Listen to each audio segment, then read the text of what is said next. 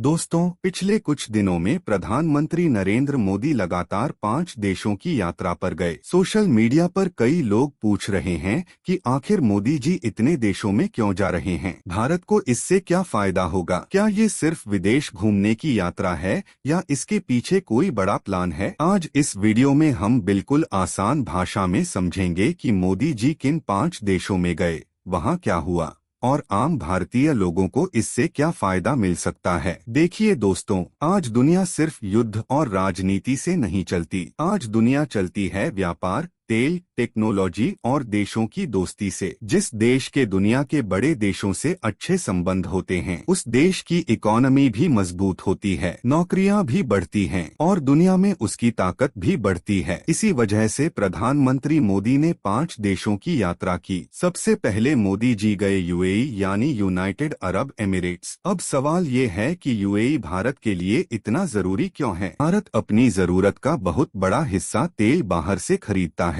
और यूएई भारत को तेल देने वाले सबसे बड़े देशों में से एक है। अगर तेल महंगा हो जाए तो भारत में पेट्रोल, डीजल, गैस और हर चीज महंगी होने लगती है। इसलिए मोदी जी यूएई गए ताकि भारत को तेल और एनर्जी सप्लाई सुरक्षित मिलती रहे। इसके अलावा यूएई में लाखों भारतीय काम करते हैं। वहां से भारत में हर साल अरबों रुपए आते हैं। इस यात्रा में व्यापार, निवेश और नई कंपनियों पर भी बात हुई। इसके बाद मोदी जी गए नेदरलैंड्स। अब आप सोच रहे होंगे कि इतना छोटा देश भारत के लिए क्यों जरूरी है? दोस्तों, नेदरलैंड्स दुनिया के सबसे एडवांस्ड देशों में से एक है। ये देश फार्मिंग टेक्नोलॉजी, वाटर मैनेजमेंट और सेमीकंडक्टर टेक्नोलॉजी में बहुत आगे है। भारत को फ्यूचर में चिप मैन्युफैक्चरिंग और मॉडर्न फार्मिंग टेक्नोलॉजी की जरूरत पड़ेगी। इसीलिए दोनों देशों ने टेक्नोलॉजी और ट्रेड पर बातचीत की। फिर मोदी जी गए स्वीडन। स्वीडन दुनिया में इनोवेशन और क्लीन एनर्जी के लिए जाना जाता है। यहाँ की कंपनियां इलेक्ट्रिक व्हीकल्स,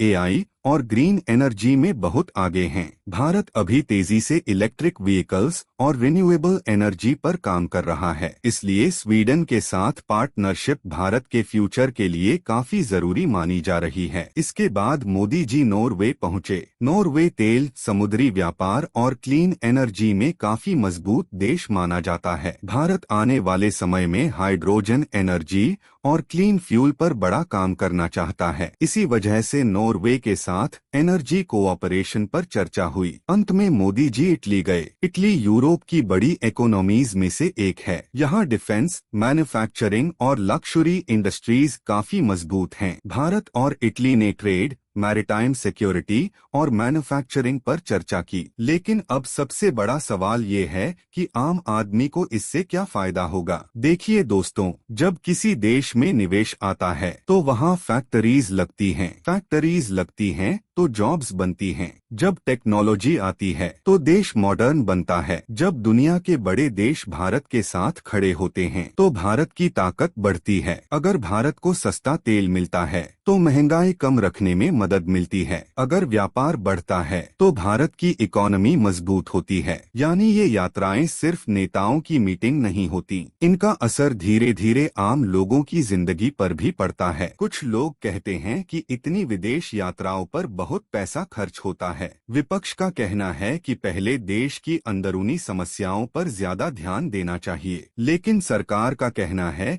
कि अगर भारत को दुनिया की बड़ी ताकत बनना है तो दुनिया के देशों के साथ मजबूत संबंध बनाना जरूरी है। दोस्तों, सिर्फ समझौते करने से फायदा नहीं होता। असली फायदा तब होगा जब निवेश सच में भारत आए, नई जॉब्स बने, टेक्नोलॉजी भारत में इस्तेमाल हो और आम लोगों की जिंदगी बेहतर बने। अगर ये सब होता है तो आने वाले वर्षों में भारत को बड़ा फायदा मिल सकता है। तो दोस्तों, मोदी जी की 5 देशों की यात्रा का असली मकसद था भारत की इकोनॉमी मजबूत करना, तेल और एनर्जी सिक्योरिटी बढ़ाना, दुनिया के बड़े देशों से दोस्ती मजबूत करना, नई टेक्नोलॉजी और इन्वेस्टमेंट भारत लाना और भारत को ग्लोबल लेवल पर और ताकतवर बनाना। अब आने वाले समय में देखना होगा कि इन समझौतों का फायदा जमीन पर कितना दिखाई देता है।